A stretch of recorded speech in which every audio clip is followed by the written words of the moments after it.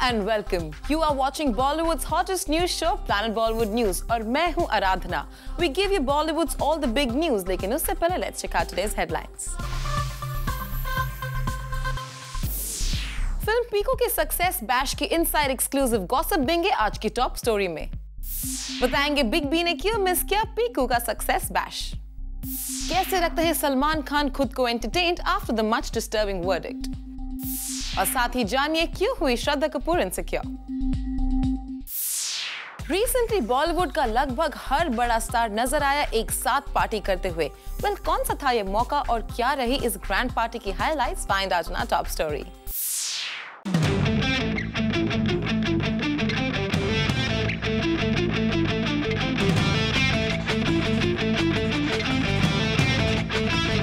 कल पूरा बॉलीवुड एक साथ आया एक छत के नीचे. ये मौका ना तो था किसी स्टार की बर्थडे पार्टी का, ना ही किसी अवार्ड नाइट का, लेकिन फिर भी पूरा बॉलीवुड आया एक साथ पार्टी करने. पर ऐसे में आप भी सोच रहे होंगे आखिर किस पार्टी के लिए पूरा बॉलीवुड आया एक साथ.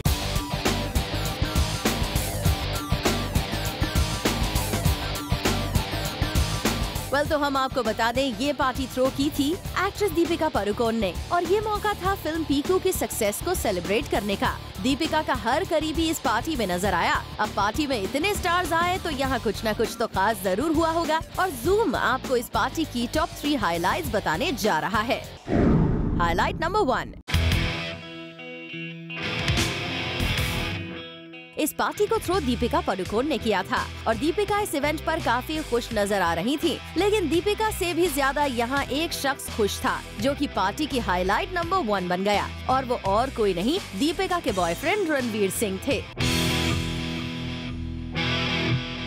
रणवीर इस पार्टी में इस कदर खुश नजर आ रहे थे जैसे उनकी किसी फिल्म ने 100 करोड़ से ज्यादा का बिजनेस कर लिया हो. आप भी देखिए कैसे डांस करके रणवीर अपनी खुशी जाहिर कर रहे थे. रणवीर सिंह की ये खुशी और ये डांस इस पार्टी की टॉप हाइलाइट बन गई.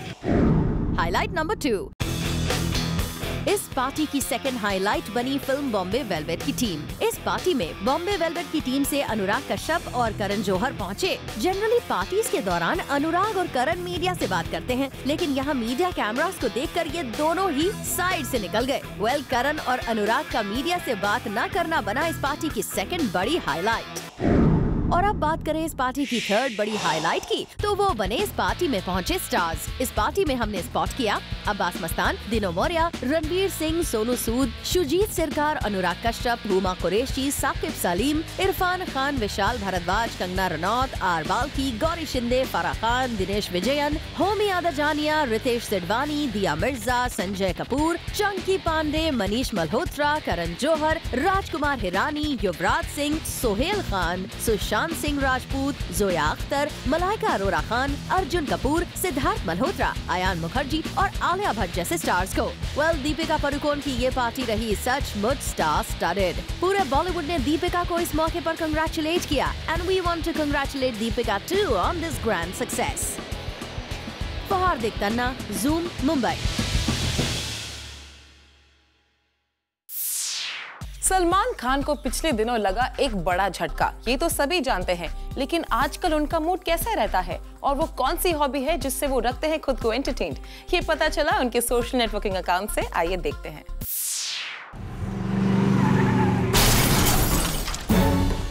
हिट एंड रन केस में 5 साल की सजा मिलने और कोर्ट कचहरी के चक्कर काटने के बाद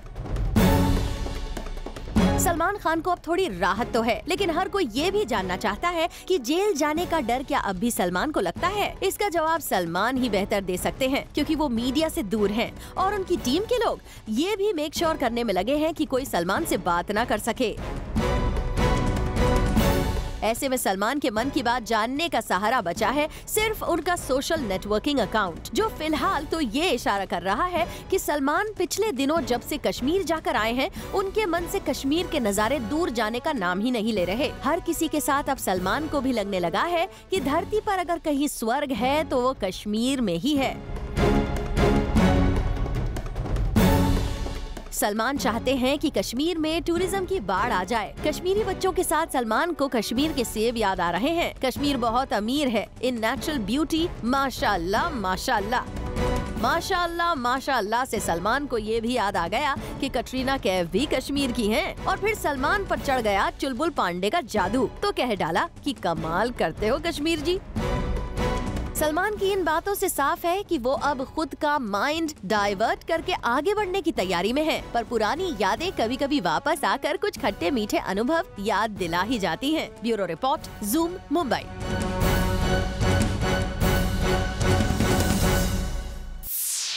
Recently, हमने spot किया Amitabh Bachchan with Junior Bachchan and Kunal Kapoor who came to a suburban multiplex to watch Mad Max. Check this out. Film Piku की सक्सेस को सेलिब्रेट करने के लिए दीपिका पादुकोण ने थ्रो की एक ग्रैंड पार्टी। इस पार्टी में इंडस्ट्री के कई बड़े स्टार्स नजर आए। हर कोई यहाँ दीपिका को उनकी सक्सेस के लिए बधाई दे रहा था।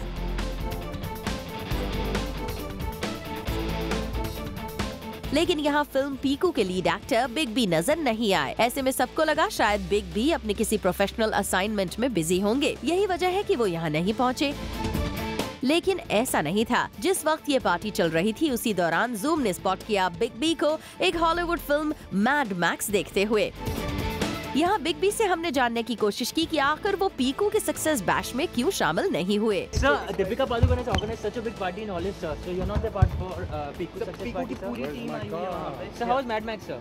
Sir, Piku की पूरी टीम आई है लेकिन आप नहीं गए। Well, बिग बी ने सवाल को सुनने के बाद भी कुछ भी बोलने से इनकार कर दिया। शायद वो इस पार्टी के बारे में कोई बात नहीं करना चाहते थे। वैसे बिग बी के साथ यहाँ अभिषेक बच्चन और कुणाल कपूर भी नजर आए, जो ये फिल्म देखने पहुँचे थे। फहार देखता ना, ज़ूम, मुंबई।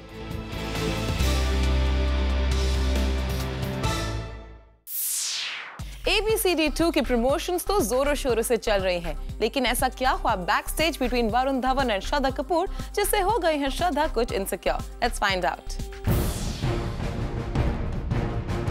श्रद्धा कपूर और वरुण धवन यूं तो जोरों शोरों से अपनी फिल्म प्रमोट कर रहे हैं, पर रिसेंटली इन एक्टर्स के बीच हो गए हैं डिफरेंसेस। जी हाँ, apparently Shraddha is not so happy with Varun being so over enthusiastic, और इसके चलते श्रद्धा is having differences with Varun while promoting the film। इतना ही नहीं, वरुण ने एक प्रमोशनल इवेंट के लिए एन वक्त पर ही श्रद्धा की एंट्री का फॉर्मेट चेंज कर दिया without even informing the actress। इस बात से रिपोर्टेडली श्रद्धा काफी अपसेट है वरुण से। Also during media interactions, Varun tries to be the center of attraction, जिसके चलते श्रद्धा को लगता है कि उन्हें साइडलाइन किया जा रहा है। अब अगर इन स्टार्स के बीच ऐसे डिफरेंसेस चलते रहेंगे तो फिल्म ऑडियंस तक सक्सेसफुली प्रमोट कैसे होगी? For Kunal Mandekar, Zoom, Mumbai. Just one film old Kriti Sanon है अब हिस्सा मोस्ट डिजायर्ड एक्ट्रेसेस लिस्ट का। We tell you the reason in our next story. Kriti Sanon might just be one film old in the industry, but she's already in the bracket of A-list actresses. कृति अपने contemporaries जैसे कि आलिया भट्ट और परिणीति चोपड़ा के कई आगे निकल चुकी है। कृति, जो कि अपनी सेकंड फिल्म में ही शाहरुख खान और काजोल जैसे बड़े एक्टर्स के साथ काम कर रही हैं, has become a big name in the brand world too. Sources की माने तो the ad world brand makers कृति को कोट की हुई हर अमाउंट देने के लिए रेडी हैं। इतना ही नहीं, पर ज़ूम को मिली खबर के मुताबिक कृति को अनुष्का, दीपिका और कटरीना की लीग में माना जा रहा है। Well, with just one film old in the industry, Kriti surely is on her way to the top. For Kunal Mandekar, Zoom, Mumbai. Karan Johar ने तो काफी रियलिटी शोज होस्ट किए हैं और अब वो फिर से दिखेंगे सेलिब्रिटीज के डांस मूव्स को जज करते हुए। हाउ एंड व्हेन, आइए देखते हैं। करण जौहर ने फाइनली एक डांस रियलिटी शो को जज करने के लिए टाइम मैनेज कर लिया है। इस शो को अपेरेंटली केजो जज नहीं करने वाले थे because he was too busy with his projects. But now apparently the filmmaker has managed his time and blocked his date for this reality show. वैसे इस शो को करण के साथ साथ माधुरी भी जज करती थी, पर रिपोर्टेडली इस बार माधुरी नहीं बनेंगी इसका हिस्सा। पर ये जरूर कंफर्म है कि केजो को इस रियलिटी शो के लिए लॉक कर दिया गया है। चलिए, वी होप कि इस बार आपका कोई प्रोजेक्ट आपके डांस शो से क्लैश ना हो, जिसके चलते आप एन मोमेंट पर वॉकआउट कर दें। For Chetna Singh, Zoom, Mumbai. Planet Bollywood news में फिलहाल वक्त है एक छोटे से ब्रेक का, लेकिन आप कहीं मत जाएगा क्योंकि ब्रेक के बाद आपको बताएंगे किस फिल्म में नाकाम करने के अपने डिसीजन को परिणीति कर रही हैं रिग्रेट।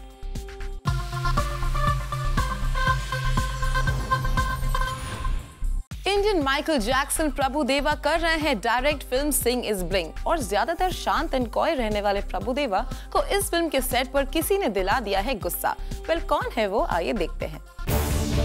डायरेक्टर प्रभुदेवा को हमने हमेशा काम एंड कंपोज देखा है, पर आप ये जानकर हैरान हो जाएंगे कि recently the director lost his school on his Singh is bling actress Amy Jackson, जिसकी वजह से Amy broke down on the sets and also complained about Prabhudeva to her manager. दरअसल जूम को एक्सक्लूसिव इन्फॉर्मेशन मिली है कि प्रभुदेवा अपनी फिल्म के डीले के चलते इन दिनों काफी अपसेट हैं। फिल्म में लीड एक्ट्रेस चेंज होने से भी काफी हैरान है प्रभु। पहले इस फिल्म में हमें कटरीना कैफ दिखने वाली थी, फिर करीना का भी नाम आया था, and then when Kriti Sanon was finalised she also left the project and then Amy Jackson replaced Kriti, जिसकी वजह से फिल्म की शूटिंग स्केड्यूल पर काफी असर पड़ा है। और ये सब टेंशन के चलते कभी न गुस्सा होने वाले प्रभुदेवा आजकल इस फिल्म के सेट पर टेम्पर टैंट्रम्स थ्रो कर रहे हैं, जिसका शिकार बन गई Amy Jackson. Well, we would advise Prabhudeva कि गुस्सा करके भी फिल्म जल्दी खत्म तो नहीं हो जाएगी, so he better calm down and deal with it efficiently. For Rudrani Chaturaj, Zoom, Mumbai. जैकी भगनानी की फिल्म वेलकम टू कराची है रिलीज के लिए रेडी, लेकिन एक फिल्म है जिसकी पॉपुलैरिटी को देखकर जैकी ने कर दी अपनी फिल्म की release date postpone. We tell you why. Kangana Ranaut की वजह से जैकी भगनानी को अपनी फिल्म की रिलीज डेट को करना पड़ा पोस्टपोन। दरअसल बॉक्स ऑफिस पर इन दोनों की आने वाली फिल्में क्लैश हो रही थी। But to avoid this, Jackie Bhagnani and his film's team thought of postponing their release date, and here is the reason why. On a serious note, I'm very close friends with Kangna, Krishika, who's the producer, and especially Anand sir. I'm very fond of him, and vice versa. He knows my dad really well, and both the companies have worked together in the past, and we generally speak about the backbiting or this gossip.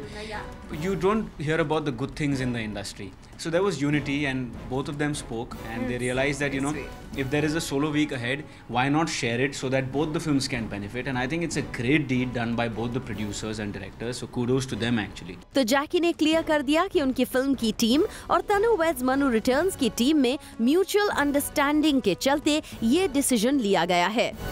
चलिए इस understanding के चलते बस आपकी film को कुछ फायदा हो जाए। For Chetna Singh, Zoom, Mumbai. Cannes film festival में हमारी बॉलीवुड एक्ट्रेसेस के आउटफिट्स पर क्या है डिजाइनर नचिकेत बारवे का टेक, आइए देखते हैं in our next story. The fashion extravaganza at Cannes 2015 continues as the stunning and impeccably dressed celebrities grace the red carpet. Our Indian fashionista Sonam Kapoor, who makes us proud every time she steps out to represent our country internationally, continued with her experimentation and stepped out in some contrastingly different looks to last year, choosing yet another Elisab outfit which was delicately adorned with feathers all over. Sonam chose to go with pink-colored lips and an interesting elegant pair of earrings to go with it. Designer Nachiket Barve shares his opinion with us on it. Sonam is someone who's fearless and, like I mentioned, enjoys fashion.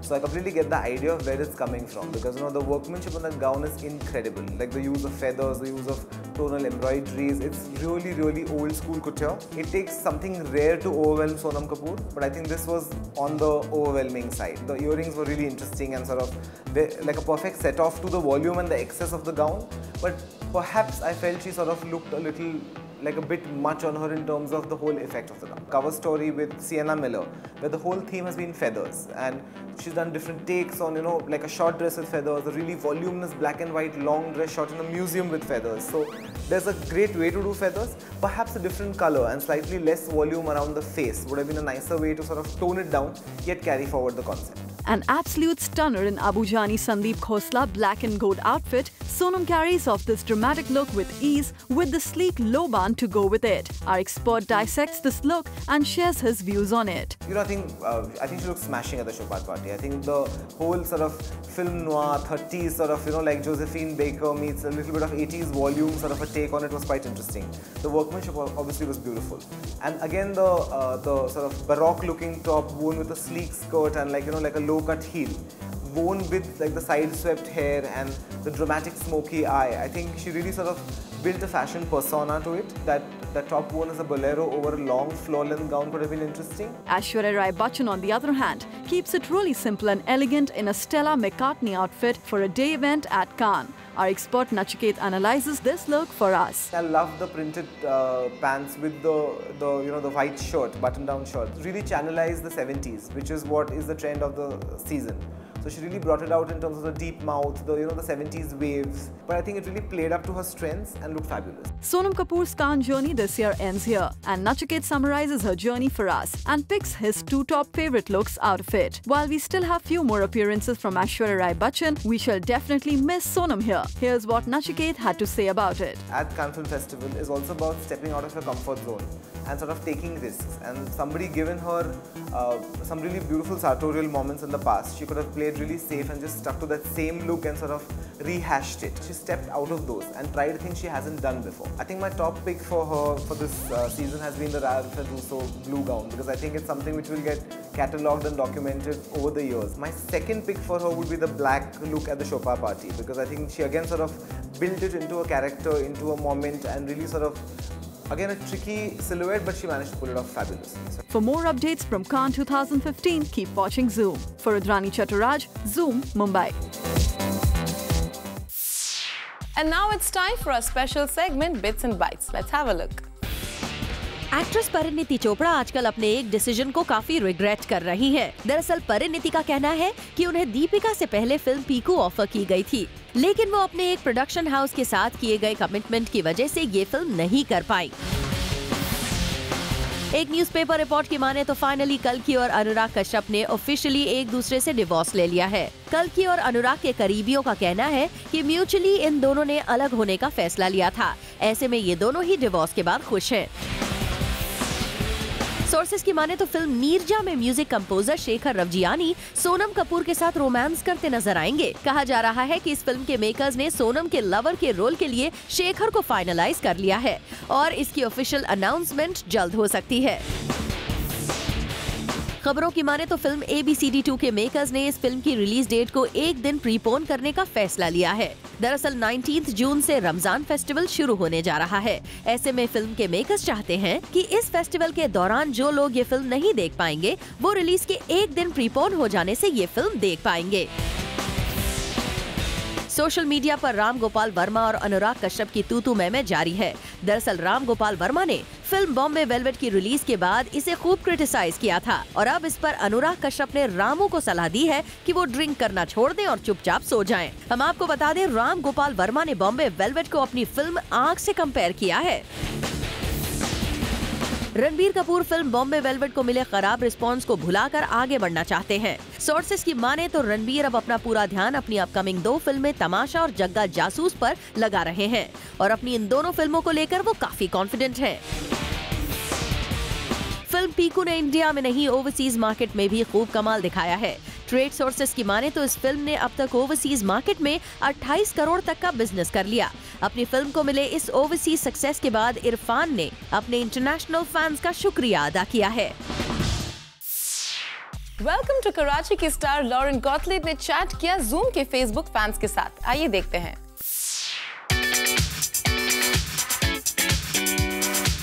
Hi Kusal, Sanjeeva. Your question is, Lauren, how was working in Welcome to Karachi movie? I had too much fun. Imagine I was with Jackie Bagnani, Arshid Varsi, and Ashish Mohan. 3 goofballs. So I was the only girl. I got to have fun with that. And I think we have a good film for you guys. It's from Yazeen Khan. Please say something in Hindi. मैं तुमसे बहुत प्यार करती हूँ Bhaiya. This question is from Dipali Agarwal. How was your experience of working with Jackie Bagnani? Jackie and I actually had a very professional relationship at the beginning. He was an actor and also helping with production, and I was very focused, doing a role that is so different, from who I am. But then on promotions, we just keep going around having masti everywhere, and we're like this now, best friends. This is from Maha. Who is your favorite hero in Bollywood? Hrithik Roshan. This is from Sidla. What was the thing which motivated you to work in Welcome to Karachi? Actually, Jackie and Vashu sir called me in. They narrated the film to me. I heard Shakira, and with being a Pakistani intelligence officer and then snapping into this dream of Shakira, I thought it was really cool and different. And I saw it as a challenge. I was speaking Urdu in the film, so as I'm still learning Hindi, now I have to learn Urdu, and I like challenges, so that was my inspiration, actually. This is from Kanisha. What is happiness to you? What a fab question. That's like the best question of like the day today. I'm a very happy person. I love life, and if I can put a smile on someone's face and make them laugh, I am set. The reason why I perform is because people I hear get excited to watch me, or I can make someone cry, or I could make someone laugh, or feel excited. So I like that. So happiness to me is performing and making other people happy.